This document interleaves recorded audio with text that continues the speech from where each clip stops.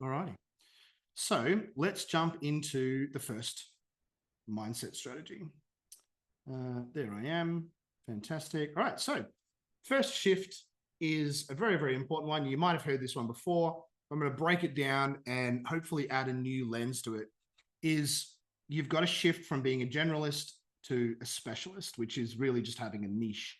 A niche is a small category inside the market. And the mindset shift that there's a couple of mindset shifts here that I'll talk about, and I'd love your feedback on them.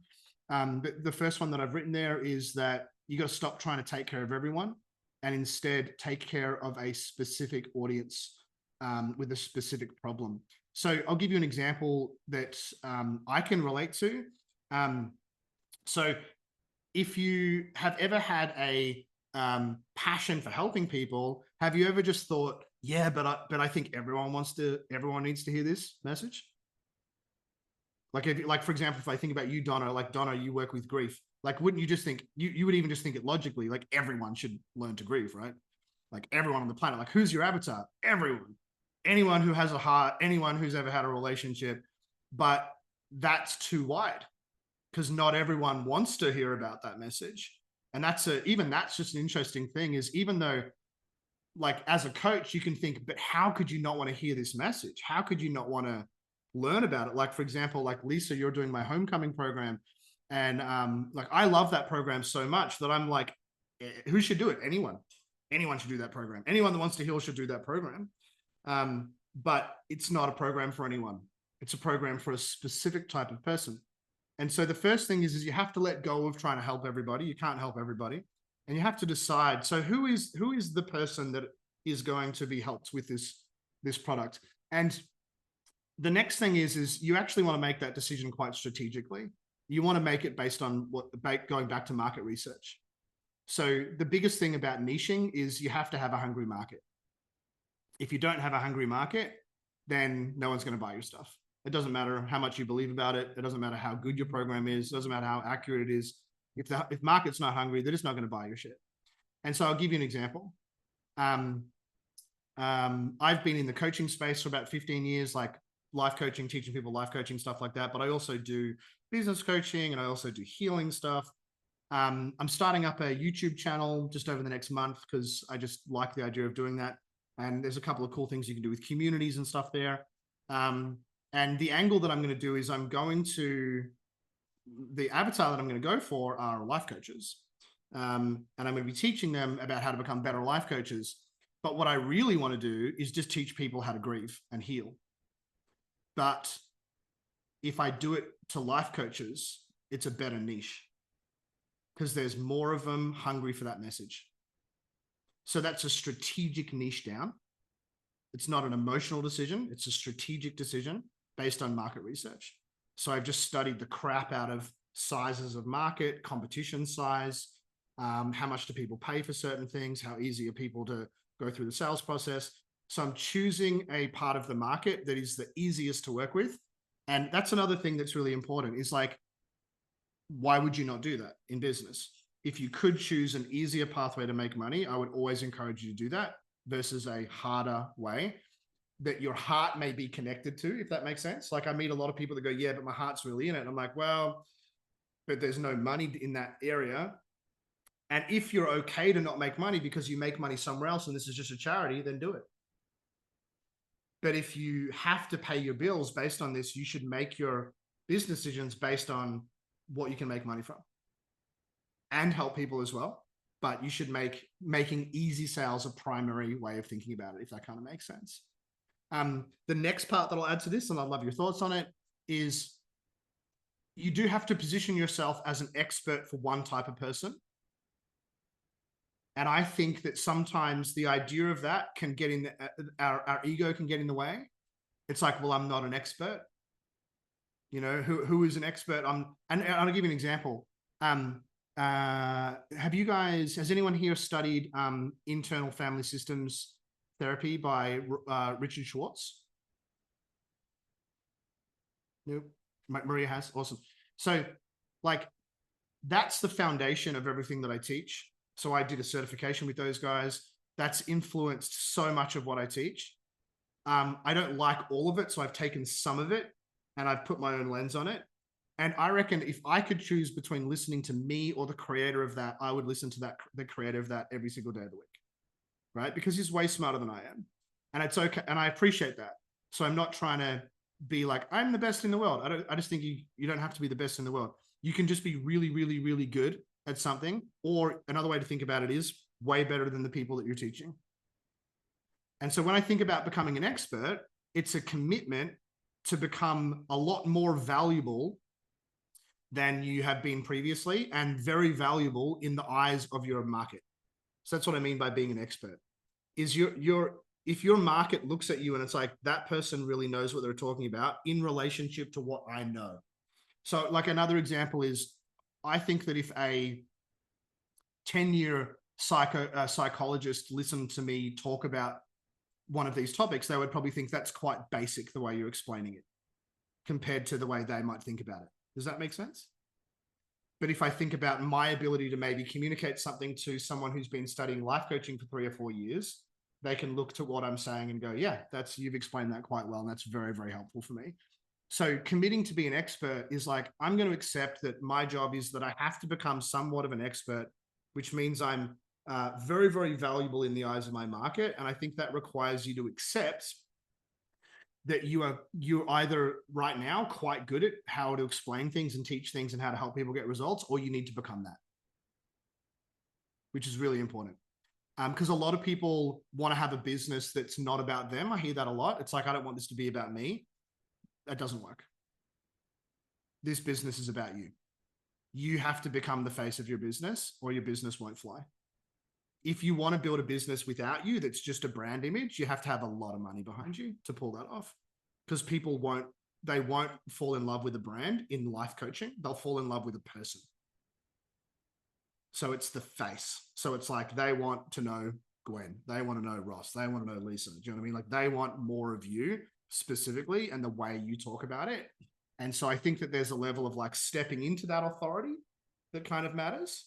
And sometimes we can be like, oh, I've heard people say this before. It's like, I can sell someone else's product, but it scares the shit out of me to sell my own product, if that kind of makes sense. Right? So it's an identity shift of like, okay, I'm going to step into this place and I'm going to be a professional. I'll give you one last thing that a mentor said to me, and then I'd love your thoughts on it. One of my mentors said to me this, I was life coaching in my business for a couple of years. And she said, Matt, you need to stop warming up. You've been warming up now for a couple of years. Like, you've been new for a couple of years now. She's like, you're not new anymore. You're established.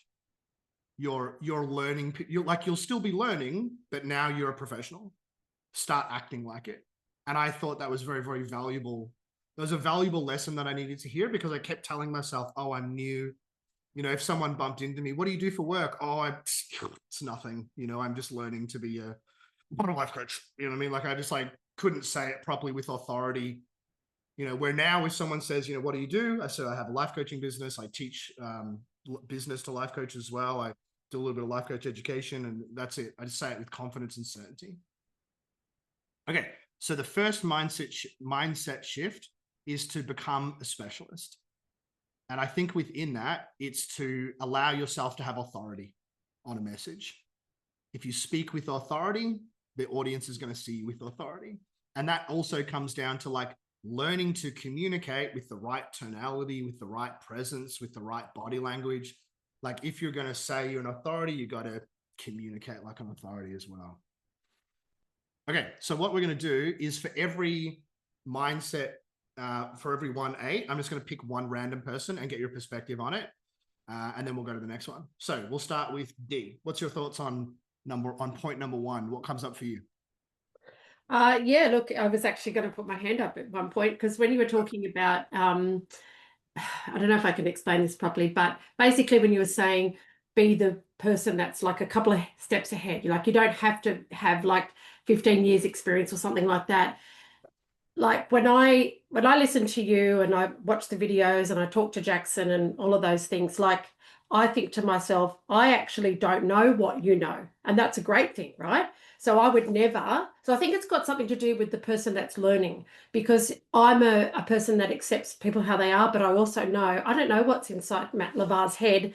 And there's this whole universe in there. So when you talk, I follow you because I actually don't know what you know. Does that make sense? It's a bit like Yep. unconscious incompetence. Like, I actually don't know what you know, so therefore I'm going to listen. So I Yep. think when you said that you would talk to life coaches, you already know those people have an aptitude. So I think that's important when you're thinking about your messaging and who you are Yep. actually pitching to. Because if I tried to pitch my services to Joe Blow on the street, he'd probably go, I don't want that. So Right. yeah, so I had a bit of a, Yep. string of thought on that. So thank you. That was really good. It's a great way to think about it. So, because what I heard you say just then is you have a healthy relationship with coaching and mentoring. So you can recognize that I'm further ahead in the areas that you want help in. So it's like I'm Much, there. much further ahead. Thank you. You're going to sit there and go, okay, well, tell me what to do. And that's the relationship I've always had with my mentors. So if I'm paying someone money, like I'm always in a mastermind. We're in a mastermind right now. That's how much is it a year? So we pay $13,000 a month. So which I don't know, it's like $150,000 a year for the mastermind that we're in. And it's just because the guy that we're learning from is years ahead of us, years ahead of us. So when he says jump, I just say, how high do you think I should jump? And the reason why that's important is because you actually want to attract that in your business. Yeah. So you want to look for an avatar that is hungry for change, wants to listen. And I think one thing that's really important that you want to look for is I always look for this. I always look for trust people. So it's like, if you have trust in people, then we don't have to mess around with, like, because low trust is like, I can tell you a whole bunch of things, D, and then you'll go away and you'll do none of them. And then I'll think to myself, why are we even having this meeting? But high trust is I can say 10 great things. You'll take one of them, implement it straight away, and then come back next week and go, oh my God, you won't believe it. This is what happened. I did these things. So you want to look for trust. And I think, like, we can then feed that back to, we've got to become someone that's like worthy of other people's trust. And I think that goes back to professionalism. Yes. Another way of saying that is, like, get your shit together on the outside at least. And the reason why I say on the outside is because when you're running a business, it's very normal to be full of anxiety, full of self-doubt, running trainings thinking, oh my God, I hope people attend. Like, you're not going to remove that, but you've got to show up like you've communicated, like, hey, this matters to me. You matter to me. My business matters. And the more you can look professional, that doesn't mean like a pole up your butt, but it means like you're showing that you really care about everything. You can earn people's trust. Yeah. Love it. Spot on. Love it. Fantastic. Give me a thumbs up if you're taking away something from what D has just shared there. Amazing. Okay, let's go to the next one. There we are. Shift number 2 is to go from assumption to deep empathy for your avatar. And I'll break this down. So you want to move beyond, and I'm going to talk specifically about content now. You want to move beyond surface level client descriptions into deeply empathizing with their pains, desires, and daily realities. And I've just put there underneath that on the shift on the right-hand side, I just said speak into their life. So I'll give you an example of what I mean there. This is a big mindset shift when it comes to Jenny, you just said inside the chat, you used to have issues about calling yourself an expert. And I can relate to that as well. That was a mindset shift. Think of a mindset shift as like a speed bump you overcome or a mountain you climb or something like that. You'll, at some point, you might be on the other side of it, but then, you do move to the better side of that. So when it comes to going to deep empathy, you have to speak with detail about the life that someone is experiencing. And so I'll give you an example of what I mean. Here is how to do basic content versus deep empathy content after this mindset shift. Content is how you meet people, right? Like, this is content right now. But however you got here, maybe you saw a video or you saw a post or something like that. That was also content. Now, before you saw that post, you probably consumed some other of our content, some videos or some ads or something like that, or you referred by someone and you learnt from content. Basic content is very, very big picture and broad and has no specificity whatsoever in regards to someone's actual daily living. And so I'll give you an example of that. So let's just come up with I'll use grief, Donna. So if I did content around something like, did you know that I'll make up some statistic like 73% of people don't know how to feel their emotions or express their emotions correctly. And as a result of that, most people have unexpressed grief. That's okay. Like that's an okay piece of content. But what's missing is it doesn't say who it's for. And so I always want you to think the question that you want to ask inside your marketing all the time is just who and what. So what's this about? In that case, it was some context about grief. It's a statistic about grief. Who is it for? It didn't say. And so that's what I would just call surface level content. In today's world, with the amount of content that we have access to, with the accuracy of like YouTube, I don't know about you, but I love YouTube. Does anyone else here love YouTube? I love YouTube. I love YouTube from a learning perspective. You can write in whatever you want. I can write in, let's learn more about grief. I'm just going to have 100 videos come up straight away and I can pick the good ones. And personally, I think that's fantastic because the quality of YouTube is so good. Now, because there's so much great quality information out there, the problem that we have now is not finding great information, but it's looking through a whole heap of great information and deciding which video to actually watch.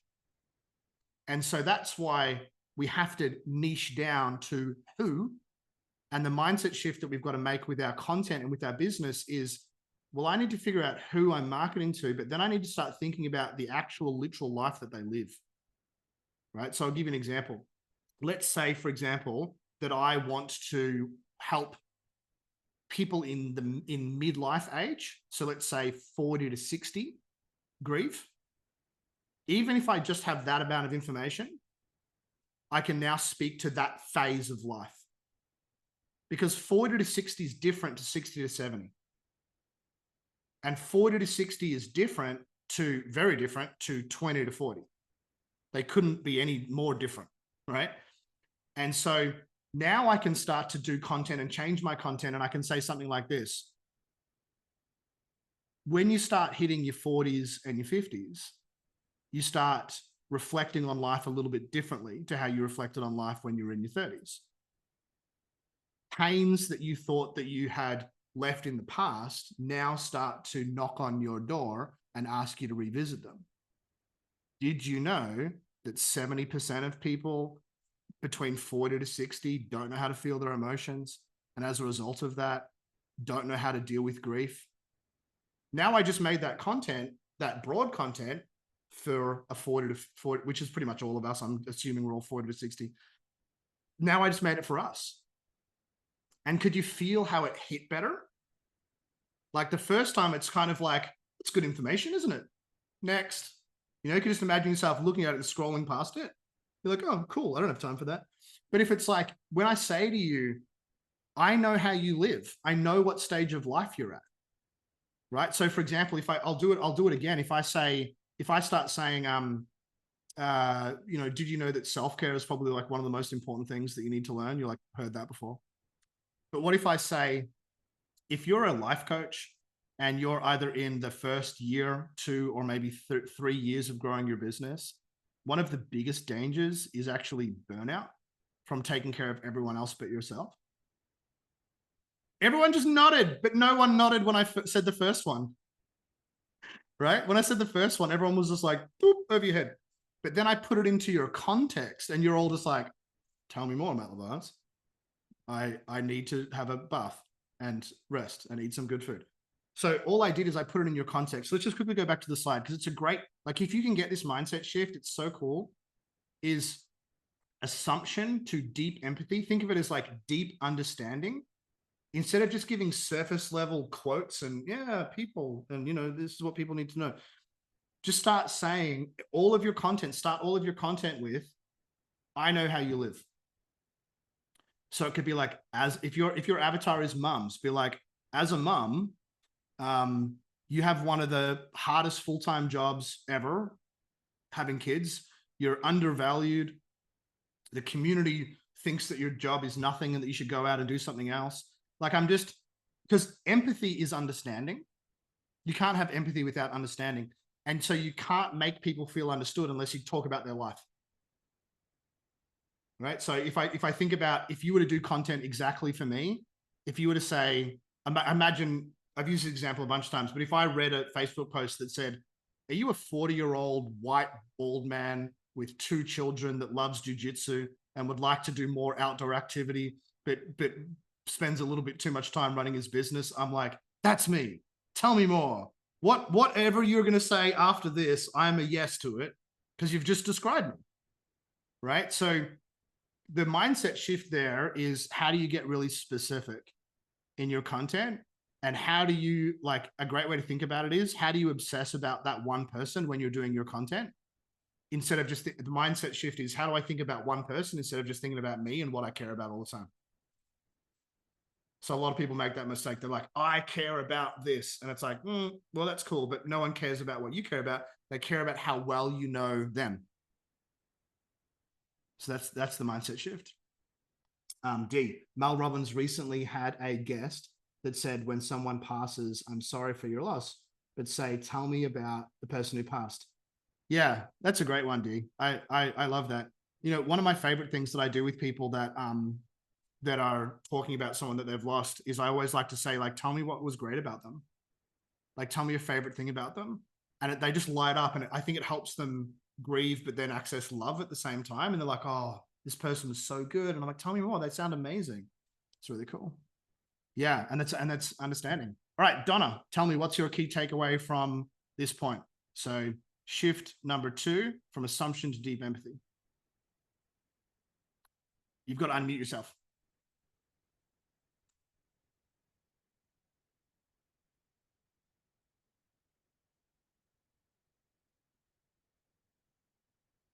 You'll get there. We believe in you. We have deep understanding and empathy for you.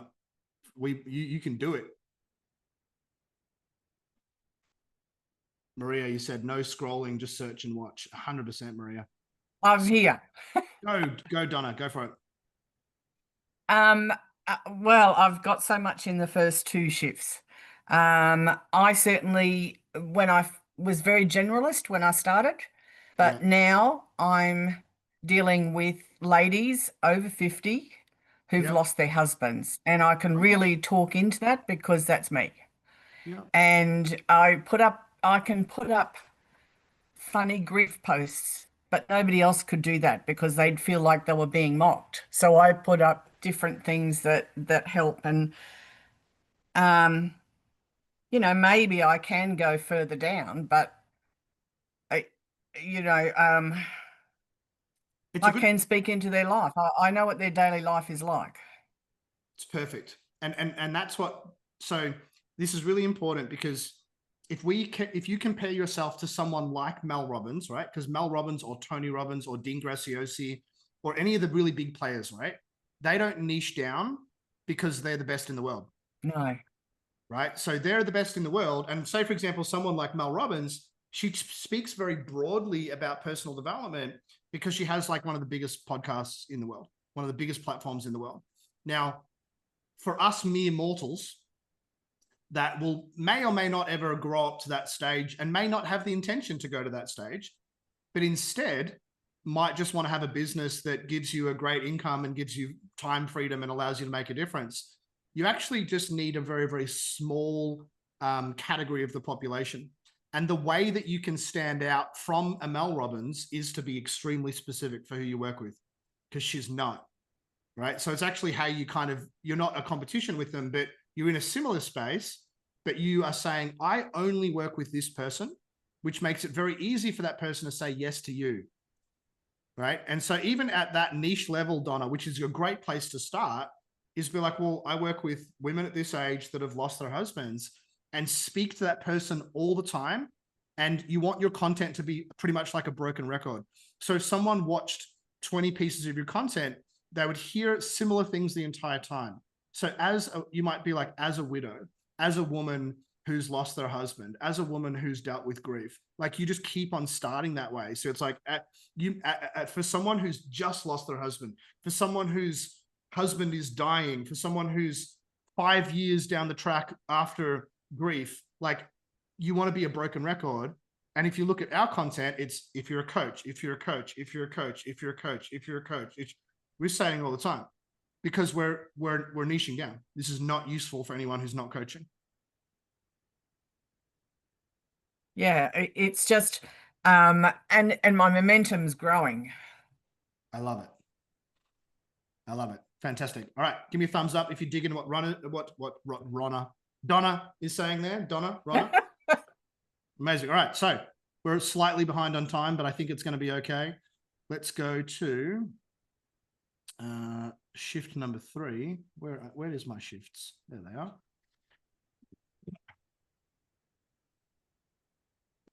Excuse me. There we go. Okay, shift number 3. From undervaluing to owning your worth in offer creation. We need to believe your expertise and transformation are actually worth premium pricing rather than undercharging out of fear or imposter syndrome. And I've just put there that money is an exchange of value. And so I'll tell you a little bit of a story. I had a conversation with someone about this just yesterday. So love that, Matt. Instead, I just friend described them. Awesome. So had a conversation with a lovely woman who's part of our mastermind. Her name is Paloma. And she's really passionate about working with Spanish women that are living in Australia and America, because she's from Chile. And she really wants to help women that are from a similar culture to her, because there's like, and this is a really great thing for her to do, is there's a real experience of what it's like to live in Chile and then immigrate over to any of the other countries, right? And she was telling, I've never been to Chile before, but she was saying that it's not the best place to grow up. As for a woman, it's not the best economy. And a lot of people leave because there's so much more opportunity in other countries like Australia and America and the UK and stuff like that. But the program that she wanted to sell was for $600, $670. And I was taking her through the reality of selling a small program. So the first thing I said to her is, how much money do you want to make in a year? She's like, well, I'd like to make about $150,000 a year. That would be great. I said, cool. And I just did the numbers. I won't do them right now, but I'm like, yeah, that means you're going to have to sell about 200 of these programs. That's a lot. That means you're going to have to sell about 20 a month. That's a lot. And that means if you're going to sell 20 programs a month, you're probably going to have about 60 sales calls a month. That means you're probably going to have to generate about 300 new cold leads a month, which is a lot. And so I was just helping us see the financial reality of, if you only have a small ticket program, unless you have virality somewhere, which means you have a podcast with millions and millions and millions of followers, selling a low ticket program is a really bad idea. Unless you have a really amazing content plan. If you have a great content plan, then it works. So what I encouraged her to do, which is what we encourage a lot of people to do, is why don't you try to compete in the high ticket space, which means you sell a program worth $3, $5, $10. Some people sell a $20,000 program. I know people that sell a $50,000 program to people. It depends what the industry is. But if you have a higher ticket program, there's 2 things that happen. One, you attract more commitment. Have you guys heard before that people don't value free stuff? It's unfortunately really true. Because I'd love to actually start up like different charities and stuff and just give stuff away for free, but no one values it. Isn't that crazy? If it's free, they're like, what is this crap? Right? And you end up getting a lot of people that come that have no commitment, which is annoying. Right? But if you make people pay for stuff, they show up like it really matters, because they just exchanged something that had great value to them, right? And they gave that to you. So it's like, okay, well, now they're actually going to show up to your coaching sessions and do the work. And so I've actually found in my journey that the more I charge someone, the better the results they get, which is crazy, because they're more invested in it. So with Paloma, I had a chat to her about this, and I said, I told her about some different prices that I've run programs for. And I'm like, would you be open to doing something like that? Like maybe just start with a $5,000 offer or something. I said, would you pay $5,000 for, for a coaching program? She's like, I would. And I said, then why can't you charge it? And then she teared up a little bit and she said, I think it's because I'm not valuing my services. And so not valuing your service is okay because it's something to overcome. But I don't think it's a good idea to then build a business model that just avoids you ever facing valuing your services. Right? So instead of facing valuing your services, you can just sell cheap stuff, which is avoiding ever facing. Because like if you do competitor research and you find that people sell a $5,000 or a $10,000 program or $15,000 program, whatever it is, and you look at them and think, I wonder if I could be just as good as them or maybe better, that's a great mindset shift. But it's not just a mindset shift, you have to back it up. Right? So I can't sit here and say, I'm not going to get any better as a coach, but I'm just going to keep raising my prices every single year. That's not fair. Right? So it's got to be like your price has to be in alignment. And this is how I like to think about it. Your price should be in alignment with the value that people get from you. So if you give people significant value, then you can charge money for it. If you give people crap value, crap prices. Great value, prices can increase. So one of the simple measure that I like to use is as long as my clients, wherever I'm working with, business coaching, life coaching, as long as they are very happy with the service and they're just like, thumbs up, I'm loving this, then I'm happy with what I'm charging them. But if they're rocking up thinking this is not working, I'm not getting any value, I wouldn't just automatically lower my prices, I'd fix my program. So the mindset shift here isn't just mindset, it's also being willing to do the work, and ultimately it's about getting people outcomes. So that the mindset shift, I think, is actually a commitment. So it's not just a pure emotion thing. Like I think a lot of people over spiritualize this and they go, oh, I just need to know that I'm worth it. Like it's just a decision, a realization, and they over spiritualize it. It's not just that. You also have to back it up, right? Because you could go to like a retreat, do a bunch of breath work, cry, and be like, oh my God, I'm worth it. Yeah. And then you could still be a shit coach. Right? So you have to be like, okay, I've decided that I'm worth it and I'm going to work my butt off to make sure that people get the results that I say they're going to get.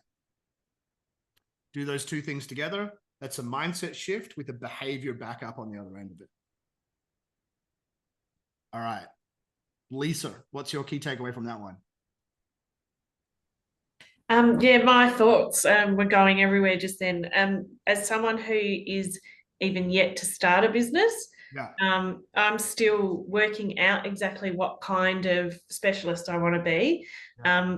I've come from many years working in senior management in the university in the higher education system, and was always approached by people to mentor them in how to collaborate better with others, work, and transition from just being a team member to a team leader, and how to get over the fear of it and how to do it with confidence.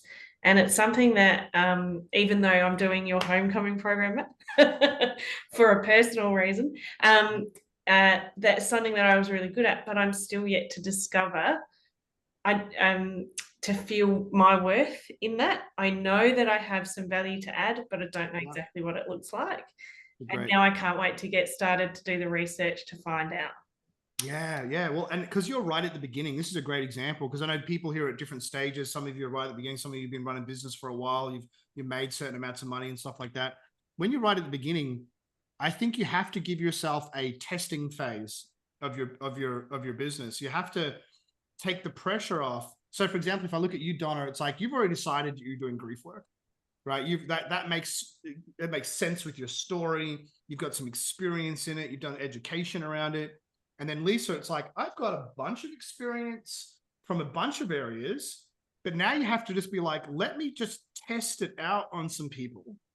So you have to kind of be like, I'm just going to try this idea of maybe some mindset coaching or something like that, and do pro bono work. And I think like, it's like when I first became a personal trainer, like when I was 22 or something, I remember I went to like 10 different friends and family, and I was like, will you let me experiment on you, please? And I remember I felt like they were really doing me a favor. I was like, we're going to do a boot camp. I'm not sure if you're going to survive.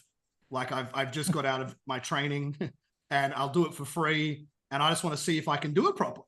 You know, and I think you have to do that in your life coaching business. You have to just get some friends, get some people that you know, and just be like, can I try and put together a couple of sessions with you? And then can you please give me your honest feedback at the end? This is what I used to say to people. Don't blow fluff for me. If it was shit, please tell me it was shit. Like if it was good, tell me it was good. And I'll give you a question, Lisa, and anyone else can use this as well. I used this in my first year so much. I used to say, whenever I did a pro bono session, I would say, now, don't lie to me. That session was free, but if you were to pay for it, how much would you be happy paying?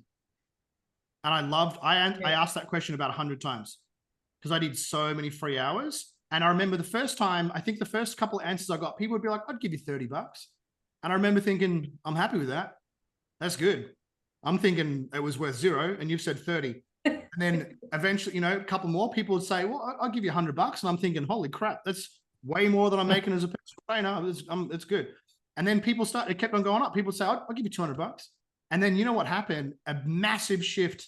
The first couple of times people actually said to me, and it's crazy what you can do in life coaching, I think. People said, I've had that problem for years and I've spoken to people about it before.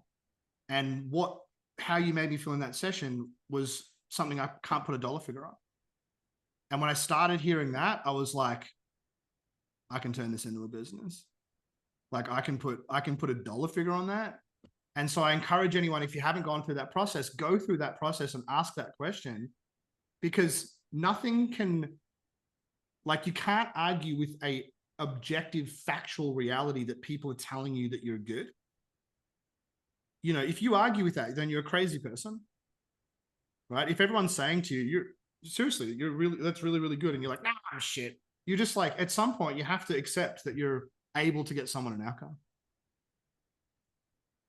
Fantastic. You guys, thumbs up if you loved Lisa's share there and take a value from that and the question and the answer that we got. Amazing. Okay. I'm going to be really upfront with you. We've only got 10 minutes to go and I'm at shift 4. And like, that means I'm halfway. So I apologize, but I'm not very good at rushing things. What about this? I'll run this again in a week or 2 and we'll do the other 4 shifts. How's that? Then we don't have to rush it. And you guys can come back and you'll see the marketing for it. That's a good idea. I'll complete the 8 shifts part 2. I love it. Okay. So let's do last one before we wrap up. Okay. So this is a big one. This is one that a lot of people struggle with. We're going to shift from perfectionism to authentic expression. And this is in the context of building your brand. So you want to prioritize genuine self-expression over polished perfection in branding. And as I've said there, authenticity builds trust and stands out. And I've just put a little message here, AKA, whatever you're thinking about putting off, you should probably start now. And so I'll give you an example. I'm very aware that I'm not a perfect communicator. Like I make mistakes all the time. I'm a very bad speller. If you were to see me write anything on a whiteboard, Zoom takes that away from me because I can just spell check things, which is great. But even in the context of this webinar, like I promised 8 shifts and I've delivered 4. Does anyone care? Does anyone give a shit? Nah, no one cares.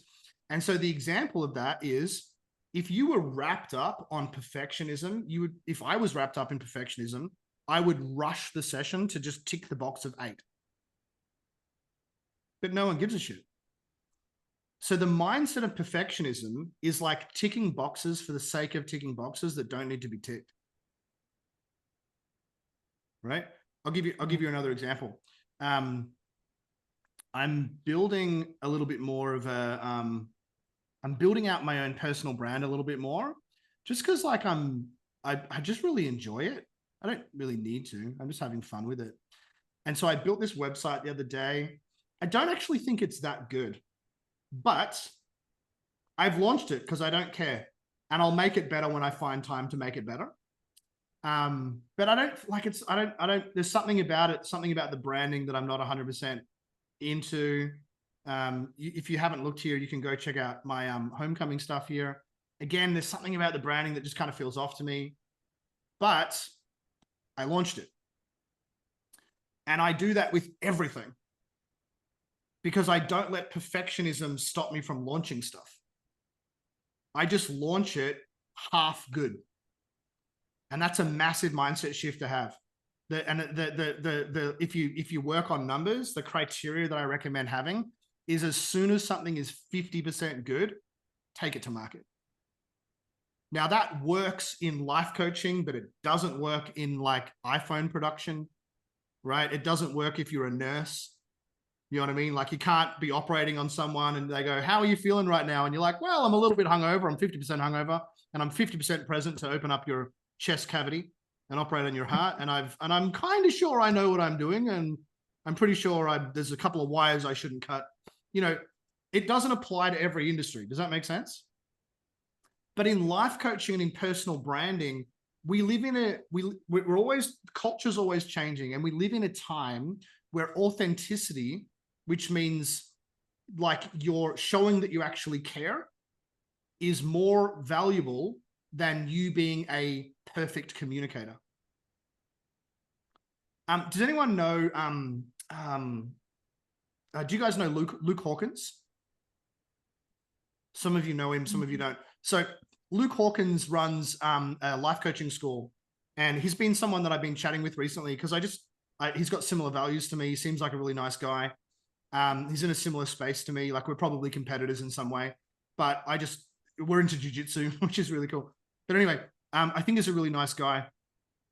I don't actually think he is an amazing communicator, but he has such an authentic heart that in his space, he crushes it. And people always say, he's a great guy. Whenever you ask someone about him, they go, he's a great guy, he's a great trainer. I know people that are much better trainers than him, but aren't as nice people. And their businesses aren't doing as well. And so I think that's a cool little thing about where we're at in today's world, in today's culture. If you think about like, if you go back 30 years before the internet, we're all on the internet, and the only way you could really be in media was to be on like television or something like that. It's like there was a way you had to be on TV, if that made sense. Like you had to probably wear a shirt, you know, you had to kind of dress up and be your best. But now you can just start a podcast. You can wear whatever you want. You can be like Maria just said, you can be anyone's cup of tea. You've just got to figure out whose cup of tea you actually are, which is like a brand statement and a niche statement. And they're not really into you having all your ducks in alignment, but they are into you being authority, being empathetic, understanding them, and being committed to helping them. And if you're all those things, you can mess up a couple of other things and no one cares. Isn't that cool? Yeah.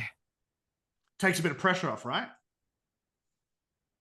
So like, I'll give you another example. Here's a good example when it comes to not having to be like the best at something. If I look at my Instagram, that's not my Instagram.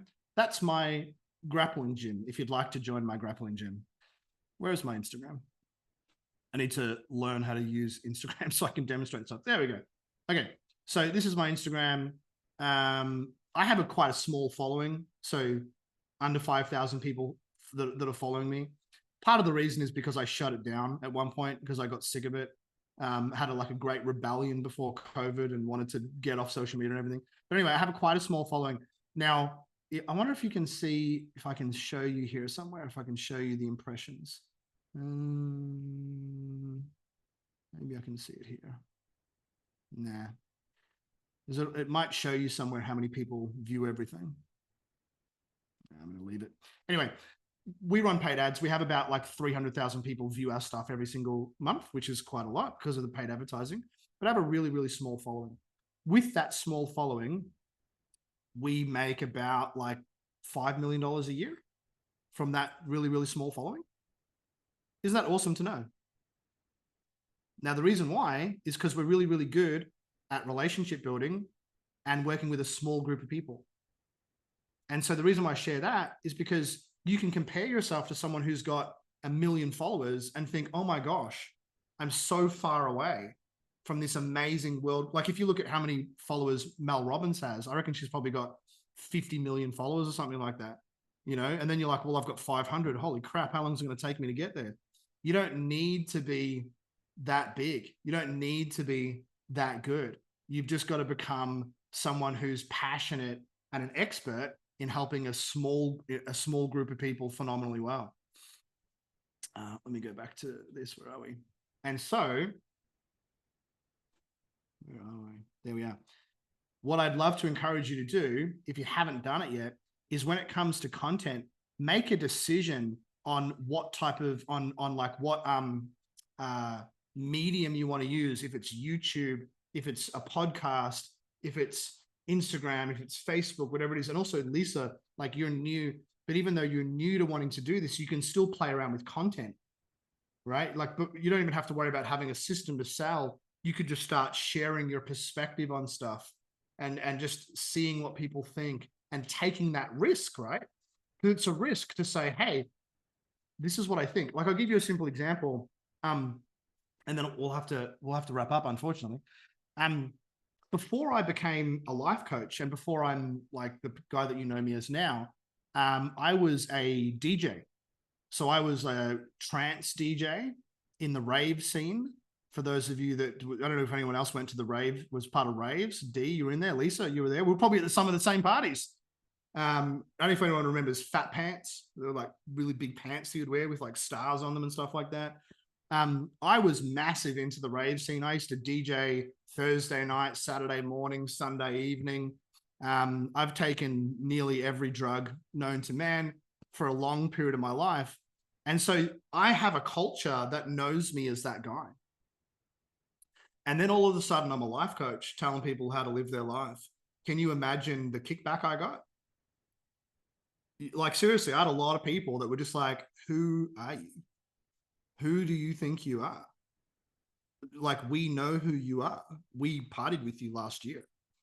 You know what I mean? And so I had to let go of that and just be like, you know what? I'm just going to authentically express this is where I'm at. I used to be that guy. I'm not that guy anymore. Yeah, I've done all the things that I don't do anymore. Now I'm like married. I've got 2 kids and I'm married. My mother-in-law lives with us, which I love. I have a whole different life. And so the reason why I share that is because I've had to take all these risks in just authentically expressing myself. And I've copped heaps of judgment from, like, I remember I had my mom and my dad, they support me now, but my mom and my dad, when I first started life coaching, both took me out for lunch to have like intervention conversations with me because they thought I was wrapped up in some like Avon cult or something. Like, does anyone remember like Avon? Is it Avon? Is that what it's called? Because my dad was like, what is this shit you're into? He's like, I have done Avon. I went to the Avon seminars. And you're into some weird shit. And I'm like, Dad, it's really good. Like, it's really helping me. It's really helping other people. And they're like, you should get a real job. You know, this is not good. And I'm like, trust me, it's all going to work out in the end. And now I'm like the only one in the family, like giving out loans to people, you know, because things have worked out well for me. So I hope that helps with that last point. We're going to hear one more person. Barbara, what's your key takeaway from that point just there? I think what you said at the very beginning, that you've got to be authentic and let people know you. That becomes your brand over time, and not the paperwork that you present up front. So that's what it means to me, and it's actually a good lesson because that's exactly what I need to do next. Awesome. And I think it's also like letting people know your heart and your passion, not your perfection. That's right. And so then that last one, I just love to encourage you, if you're holding back on something, if you're thinking, gosh, I don't know, it's not the right time. I mean, I don't want to implement this thing. You're better off implementing consistently and then consistently changing your mind every now and then than to not implement. So if you like, say, for example, you start up an Instagram channel and then eventually you go, you know what, I'm going to let this go. I'm going to do a podcast. Great, do it. But at least you're implementing and then implementing and then implementing, instead of what a lot of people do is they're just like planning planning with no actual action, you don't really learn from planning. It doesn't actually take you anywhere. All right. Thank you so much for all the comments. I so appreciate that. You guys are awesome. Amazing. All right. I'll catch you in a couple of weeks. I'll send out some invites and some messages, and I'll see you on a call really soon. I'll see you on a one-on-one really soon, Lisa. For everyone else who's part of the community here, we'll see you on a call whenever you need to be on a call. If you're not part of our community and you want to reach out to us, just send me a DM and I'll book you in a call with me or one of the team, and we'll set you up with something. Thank you so much, everyone. Enjoy the rest of your afternoon.